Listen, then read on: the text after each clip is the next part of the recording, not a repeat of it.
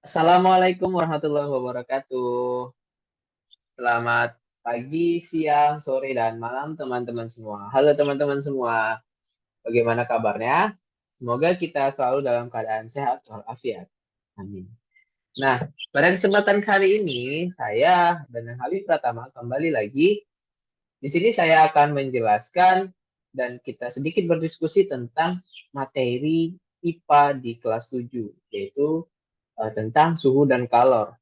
Pasti teman-teman semuanya yang sudah kelas 7, semester 2 atau kelas 8 sudah menjalani pada materi ini.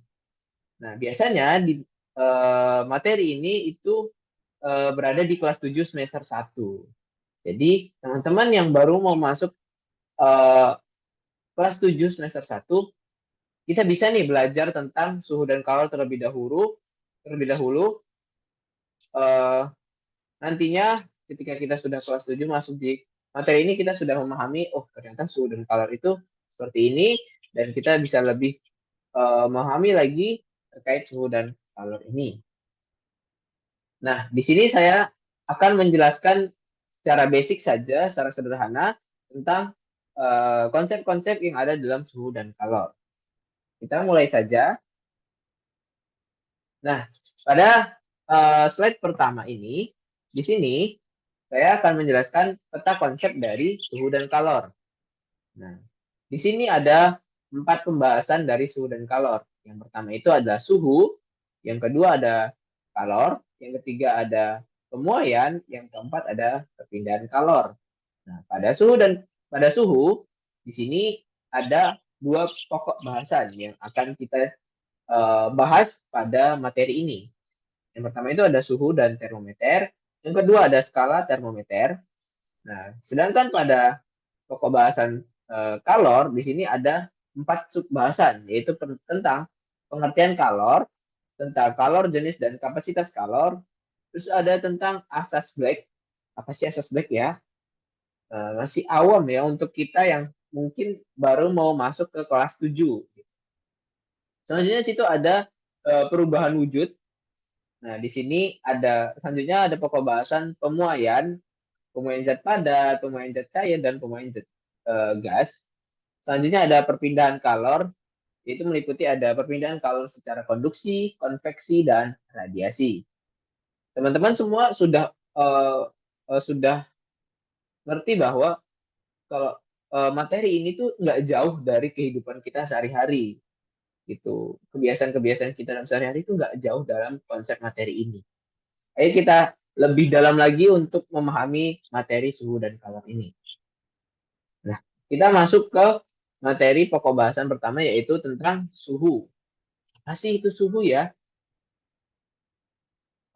Kalau kita alihkan ke setiap kehidupan kita sehari-hari, pasti teman-teman pernah nih yang mengalami kenaikan suhu pada badan atau kita pernah demam ya kan? Nah, kalau kita demam pasti suhu derajat eh, pada badan kita itu bakal naik atau bakal panas gitu kan.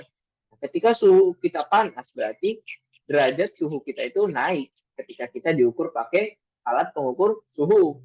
Nah, jadi kalau kita simpulkan adalah suhu adalah ukuran yang menyatakan energi panas yang tersimpan pada suatu benda atau pada suatu badan kita juga ya kan? Atau dapat dikatakan dengan tingkat derajat panas dalam suatu benda. Nah, biasanya alat yang digunakan untuk mengukur suhu itu adalah termometer. Terdapat beberapa jenis termometer. Yang pertama itu adalah termometer zat cair, termometer bimetal, dan termometer kristal zat cair. Nah, yang biasa kita gunakan itu adalah termometer zat cair, teman-teman. Termometer zat cair itu yang biasa kita gunakan. Misal kalau nanti teman-teman itu ke lab, laboratorium IPA, nah pasti kalian akan menggunakan termometer zat cair ini untuk mengukur suhu pada air atau suhu pada benda lainnya. Nah, selain itu juga biasa kalian gunakan pada untuk mengukur suhu badan kalian gitu. Nah, sekarang juga udah ada termometer yang canggih ya teman-teman.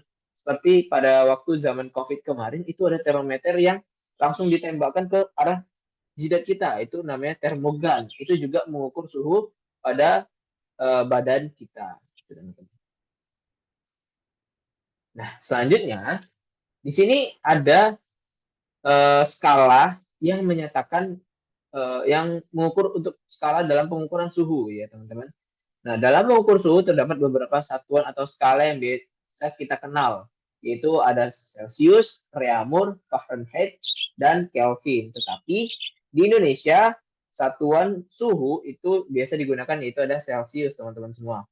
Nah, Celsius itu jika paling rendah itu adalah eh, suhunya itu adalah derajatnya adalah 0 derajat Celcius, bahkan bisa sampai minus ya teman-teman. Nah, paling tinggi itu adalah 100 derajat Celcius. Nah, sedangkan Reaumur, nah Reaumur ini paling rendah itu adalah 0 derajat Reaumur, sedangkan paling tinggi itu adalah 80 derajat Reaumur. Nah, kalau Fahrenheit di sini paling rendah adalah 32 Fahrenheit. Dan paling tinggi itu adalah 212 Fahrenheit. Selanjutnya, di sini ada Kelvin.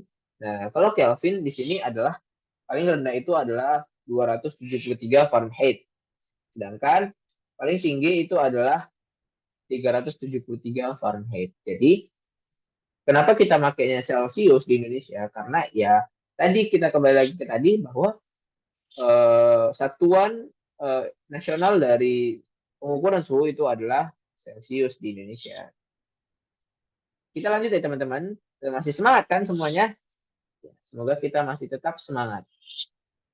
Nah, selanjutnya itu adalah kalor itu ternyata dapat mempengaruhi perubahan wujud benda loh teman-teman. Kenapa kok bisa mempengaruhi wujud benda? Karena adanya pelepasan dan kebutuhan kalor gitu teman-teman. Nah, di sini ada uh, 4 ya. Ada 1, 2, 3, 4, 5, 6. 6 peristiwa yang terjadi pada perubahan wujud benda. Nah, kalau kita bahas adalah kalor adalah energi panas yang berpindah dari benda yang bersuhu lebih tinggi ke benda yang bersuhu lebih rendah. Nah, di sini ada 6 perubahan wujud benda. Yang pertama itu adalah menghablur. Pasti teman-teman masih masih bingung apa itu menghablur ya. Nah, menghablur itu adalah peristiwa melepaskan kalor. Contohnya itu adalah pembentukan salju. Jadi, kalau kita di sana itu, misalnya di tempat salju itu, proses pembentukan salju itu namanya itu menghablur atau mengkristal gitu. Selanjutnya, itu ada menyublim. Menyublim itu apa, teman-teman? Menyublim itu adalah ketika perubahan wujud benda itu memerlukan kalor, teman-teman. Contohnya itu uh, kapur barus atau dry ice. Teman-teman tahu dry ice? Nah, itu bisa berubah menjadi es batu yang didiamkan pada suhu ruangan tertentu gitu, teman. Selanjutnya di sini ada mengembun, teman-teman. Mengembun itu adalah peristiwa melepaskan kalor. Nah, kita tahu sudah biasa kita mendengar mengembun. Misal kaca yang mengembun atau eh, gelas gelas gelas itu kalau diapain dimasukkan air panas itu bakal mengembun. Itu adalah peristiwa mengembun. Sedangkan selanjutnya itu lawannya itu adalah menguap. Menguap itu adalah peristiwa perubahan wujud benda yang memerlukan kalor, teman-teman. Contohnya itu apa, teman-teman? Ketika teman-teman melihat ibu kali ya, ibu teman-teman itu memasak air panas, memasak air di tempat wadah gitu, teman-teman. Itu memasak air, pasti kalau sudah mendidih, airnya sudah panas, pasti bakal menguap dan mengeluarkan asap. Itu adalah peristiwa menguap, teman-teman. Selanjutnya itu melebur, teman-teman. Melebur ini adalah peristiwa yang memerlukan kalor. Nah, contohnya itu ketika teman-teman menaruhkan es batu, menaruh es batu itu pada suhu ruangan, teman-teman, atau pada suhu yang panas. Itu pasti bakal meleleh. Nah, itu namanya melebur ya. Es batunya melebur gitu, teman-teman, meleleh. Nah, selanjutnya itu membeku. Nah, itu sudah teman-teman sudah mengerti bahwa itu adalah peristiwa melepaskan kalor ketika contohnya kalian teman-teman itu membekukan membekukan air ke dalam kulkas. Nah, itu akan menjadikan es batu, teman-teman. Itu adalah peristiwa membeku. Nah, selanjutnya di sini kita akan bahas tentang kalor, jenis, dan kapasitas kalor, teman-teman. Kalor jenis yaitu jumlah kalor yang diperlukan untuk menaikkan temperatur 1 kg suatu zat sebesar 1 derajat Celcius, teman-teman. Nah, di sini ada bahannya, itu aluminium, berilium, tembaga, etanol, dan es, teman-teman. Kalor jenis yang dibutuhkan itu adalah 910 derajat Joule kilogram derajat Celcius. Itu bahannya besi. Bahannya itu ada besi, maaf teman-teman, saya ulangi. Bahannya itu ada aluminium, berilium, tembaga, etanol, besi, batu kapur, raksa, perak, dan air. Nah, di sini mempunyai kalor jenis yang berbeda-beda. Kalau aluminium itu kalor jenisnya ada sebesar 910, berilium ada 1970, tembaga ada 390, etanol ada 2428, es batu ada 2100, besi ada 470, batu kapur di sini ada 879, raksa di sini ada 138, perak di sini ada 234, dan air di sini adalah 4200. Maka dapat disimpulkan bahwa air itu adalah kalor jenis yang mempunyai kalor jenis yang sangat tinggi. Nah, selanjutnya di sini ada kapasitas kalor. Masih kapasitas kalor, teman-teman. Nah, kapasitas kalor adalah jumlah kalor yang diserap oleh benda bermassa tertentu untuk menaikkan suhu sebesar 1 derajat Celcius. Nah, di sini teman-teman bisa menggunakan persamaan seperti C sama dengan Q per M kali delta T. Nah, di sini C itu apa? C itu adalah kalor jenis, Q itu kalor, delta T itu ada perubahan suhu.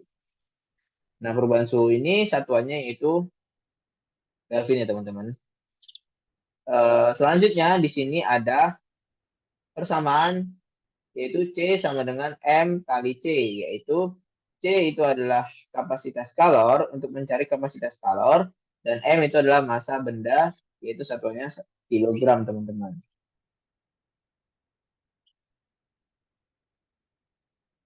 Nah, selanjutnya kita akan masuk ke bahasan di asas Black. Masih itu asas Black. Nah, asas Black itu bunyinya, hukum asas Black itu bunyinya pada pencampuran dua zat, banyaknya kalor yang dilepaskan zat yang suhunya lebih tinggi sama dengan banyaknya kalor yang diterima zat yang suhunya lebih rendah. Nah, jadi ada beberapa penjabaran yang harus kita pahami, yaitu jika dua buah benda yang berbeda dengan suhunya dicampurkan, benda yang panas memberi kalor pada benda yang dingin, sehingga suhu akhirnya sama. Kedua, jumlah kalor yang diserap benda dingin sama dengan jumlah kalor yang dilepas benda panas. Ketiga, benda yang didinginkan melepas kalor yang sama besar dengan kalor yang diserap bila dipanaskan. Nah, di sini berarti jika disimpulkan bahwa Q lepas sama dengan Q kalor. Bahwa kalor yang dilepas sama dengan kalor yang diterima. Nah, maka M1, C1, delta T1 sama dengan M2, C2, dan delta T2 gitu. Jadi, kalor yang dilepas itu sama dengan kalor yang diterima. Nah, selanjutnya kita masuk dengan yang namanya pembahasan perpindahan kalor, teman-teman. Ya, perpindahan kalor, teman-teman. Apa sih perpindahan kalor itu? Nah, di sini terdapat 3 jenis perpindahan kalor, teman-teman. Yang pertama itu adalah konduksi, teman-teman. Yang kedua ada radiasi, yang kedua ada konveksi, maaf. Yang ketiga ada radiasi. Kita lanjut dulu ya, teman-teman. Nanti kita akan bahas satu persatu tentang apa itu konduksi, konveksi, dan radiasi. Nah, kita pembahasan ini kita harus memperhatikan yang namanya itu adalah bendanya dulu, teman-teman. Bendanya itu ada dua, benda yang konduktor dan benda yang insulator. Apa sih benda konduktor itu, teman-teman? Nah, benda konduktor itu adalah benda yang mempunyai kemampuan menghantarkan kalor yang baik gitu teman-teman. Atau benda konduktor ini adalah benda yang bisa menghantarkan panas dengan baik teman-teman. Nah, contohnya itu seperti timbal, baja, aluminium, emas, tembaga, dan perak. Nah, sedangkan isolator itu kebalikannya. Nah, isolator itu adalah benda yang tidak mempunyai kemampuan untuk menghantarkan panas dengan baik. Contohnya itu adalah air, bata, kayu, styrofoam, udara, dan hampa. Jadi air itu tidak bisa untuk menghantarkan panas dengan baik. Nah, selanjutnya kita masuk ke pembahasan perpindahan kalor secara konduksi, teman-teman. Nah, di sini ada dua contoh, teman-teman. Kita pahami dulu apa itu perpindahan kalor secara konduksi, teman-teman ya. Perpindahan kalor secara konduksi adalah perpindahan panas melalui bahan tanpa disertai perpindahan partikel-partikel bahan tersebut. Nah, contohnya ketika kita memanaskan besi, teman-teman. Memanaskan besi itu pada saat besi kita pegang, kita panaskan, maka suhu pada ujung besi akan menghantarkan panas ke tangan kita, teman-teman. Nah, selanjutnya contoh lain di sini adalah uh, ketika kita lagi mengaduk teh yang panas, teman-teman. Nah, otomatis uh, ujung apa namanya sendok itu akan menjadi panas juga, teman-teman. Nah, selanjutnya di sini ada perpindahan konveksi. Nah, jadi teman-teman di sini ada dua peristiwa yang saya jadikan contoh sebagai perpindahan kalor secara konveksi ini, teman-teman. Nah, kita pahami dulu untuk perpindahan kalor secara konveksi ini apa, teman-teman ya. Nah, perpindahan kalor secara konveksi adalah perpindahan kalor dari satu tempat ke tempat lain bersama dengan gerak partikelnya. Nah, di sini saya kasih contoh itu pada saat kita merebus air atau enggak kita sering melihat ibu kita merebus air ya teman-teman ya. Nah, kalau kita merebus air dalam peristiwa konveksi ini, air yang letaknya dekat dengan api, air yang berada di bawah, nah itu akan mendapatkan panas lebih cepat teman-teman, sehingga air menjadi lebih ringan.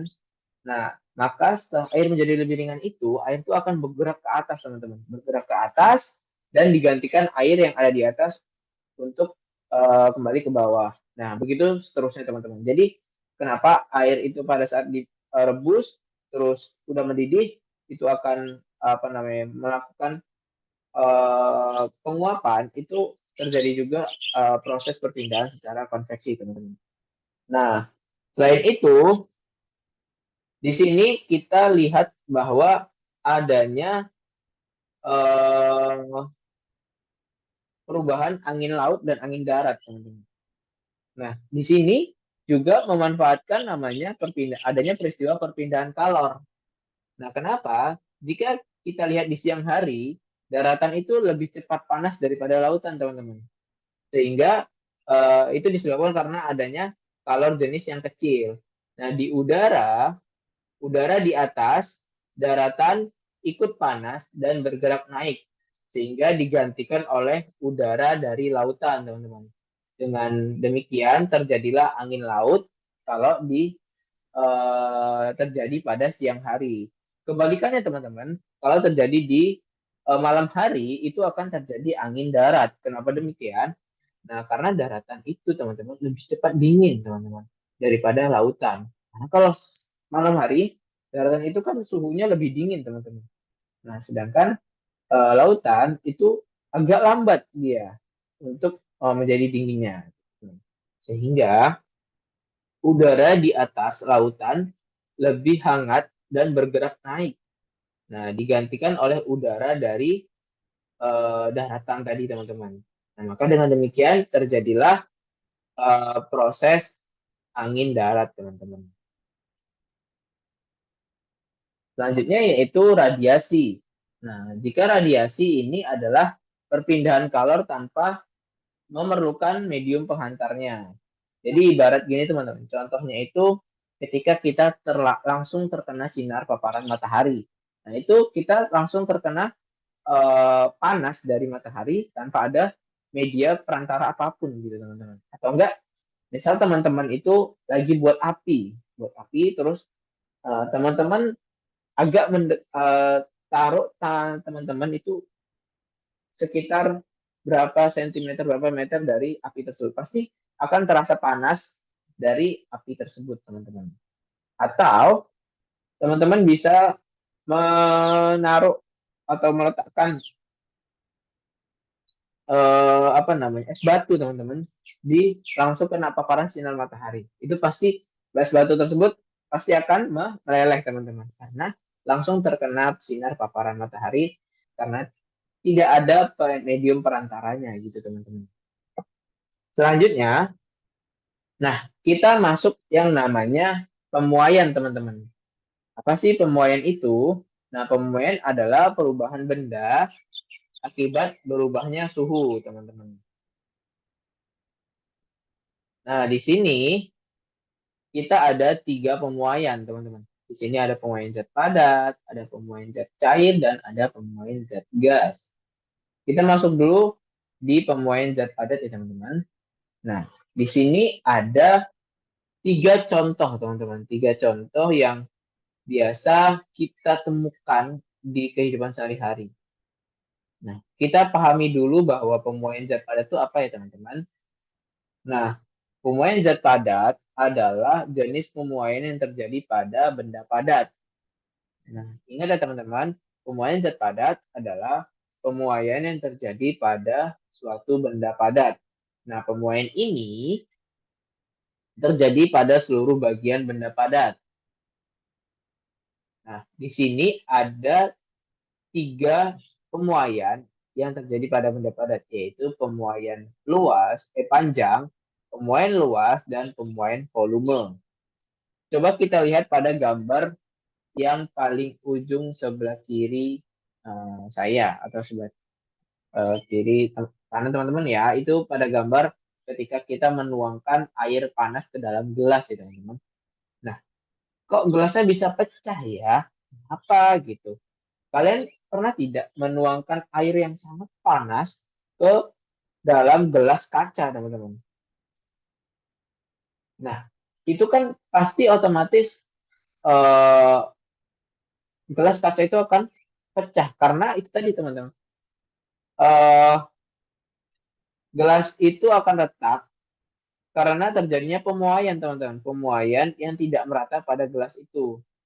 Nah, karena air panas itu tadi dimasukkan ke dalam gelas yang kaca, maka gelas kaca tersebut akan pecah karena pemuaiannya itu pemuaian panas dari air itu tidak secara merata ke gelas itu, teman-teman. Maka gelas itu bakal retak dan pecah. Selanjutnya, kalau coba kita lihat pada ini teman-teman, yang di tengah. Ini adalah kusen rumah atau jendela rumah, teman-teman. Nah, kenapa jendela rumah yang satu itu bisa pecah, yang satu bisa enggak, teman-teman? Karena itu adalah adanya pemuaian, teman-teman. Nah, makanya kita dalam pemasangan kusen jendela ini harus memperhatikan juga memikirkan adanya pemuaian. Nah, sehingga dalam pemasangan ini harus diberikan ruang agar kaca itu tidak pecah, teman-teman. Nah, yang tengah ini termasuk adalah eh, pemuaian pemuaian zat padat, yaitu jenis pemuaian luas, teman-teman. Nah, selanjutnya yaitu pemuaian panjang. Nah, coba kita lihat pada gambar sebelah kanan ini, teman-teman, yang gambar rel. Kenapa kok rel itu bisa apa namanya, teman? Bisa ronggal gitu, apa namanya? Diberikan jarak gitu, teman-teman. Karena itu memang proses pemasangan rel itu memang seperti itu, teman-teman. Jika makanya dalam konstruksi bahan Kalau konstruksi pemasangan rel itu harus memperhatikan pemuaian juga teman-teman. Kenapa? Karena jika rel itu dipasang dengan rapat, maka akan terjadi pemuaian di siang hari teman-teman. Maka rel itu nanti akan panas dan dia akan bergelombang. Itu akan mengakibatkan bahayanya kereta api yang melintas di rel tersebut. Nah, makanya dari itu rel itu dipasang secara apa namanya, diberikan jarak gitu teman-teman agar tidak terjadi yang namanya pemuaian antar rel gitu. Ini yang rel ini adalah termasuk pemuaian panjang. Selanjutnya, nah, selanjutnya itu adalah pemuaian zat cair. Nah, di sini pemuaian zat cair tidak ada namanya pemuaian luas dan pemuaian panjang. Hanya terjadi yang namanya pemuaian volume saja, teman-teman. Nah, di sini saya berikan contoh itu adalah pemuaian zat cair pada air raksa. Di sini ada 70%, 70 derajat Celcius, 140 derajat Celcius, dan 180 derajat Celcius. Nah, jika semakin tinggi apa namanya air raksa yang terdapat dalam wadah, maka itu akan menyebabkan penyusutan suhu gitu, penurunan suhu teman-teman. Nah, di sini contohnya pemuaian pada zat cair teman-teman. Selanjutnya di sini adalah terakhir pemuaian zat gas.